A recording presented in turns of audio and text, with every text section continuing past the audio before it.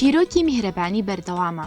ئەمڕۆ لە دووەم ڕۆژی پرۆژەی بەربانگی نازداران دەرگاکانمان دووبارە کراوەیە بۆ پێشوازیکردن لەو منداڵانەی کە میهرەبانی بە ماڵی خۆیان دەزانن. خێر و چاکە وەک ڕووبارێک وایە، کاتێک دەست پێ دەکات چیتر ناوەستێت. لێرە لە حوتەمین ڕۆژی ڕەمەزاندا دوو دەستی میهرەبان بوونەتە یەک بۆ ئەوەی هیچ نازدارێک هەست بە تەنهایی نەکات.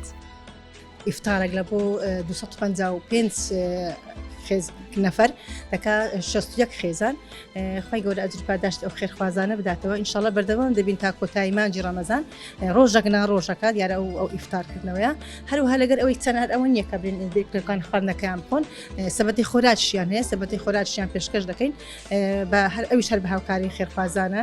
گەورەترین دڵخۆشی ئەو کاتەیە کە دایکێک دەبینێت منداڵە نازدارەکانی بێ بەرامبەر و بەو پەڕی ڕێزەوە چارەسەر دەکرێن. لێرە بیمەی تەندروستی خەمی گرانی دەرمان و پشکنینی لەسەرشانی خێزانی نازدارەکان لاداوە. الحمد لله عندنا تأمين صحي مع الأطفال يعني إن شاء الله ما شاء الله حيل زينة من الدكاترة من التعامل من كل شيء.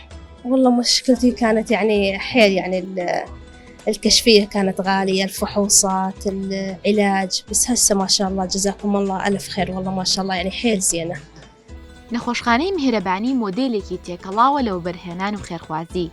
کاتێک تۆ پشکی خێری لەم نەخۆشخانەیە دەکڕیت پارەکەت نابێتە تەنها باڵەخانە بەڵکو دەبێتە ئەو نەشتەرگەیەی کە هەژارێک ناتوانێت پارەکەی بدات دەبێتە ئەو دەرمانەی کە دەخرێتە سەر برینی بێوەژنێک و دەبێتە ئەم خوانی بەربانگەی کە بۆ نازداران ڕادەخرێت.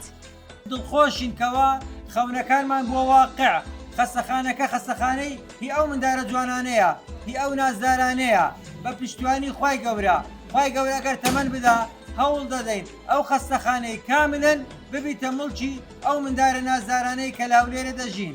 ئەم خشت و بەردانەی نەخۆشخانەکەمان بە پشکی خێری ئێوە بوونەتە سۆز و دەرمان. تۆش دەتوانیت ببیتە خاوەن پشک و ناوی خۆت لە لاپەڕەسپیەکانی ئەم کارە مرۆیەدا بنووسیت.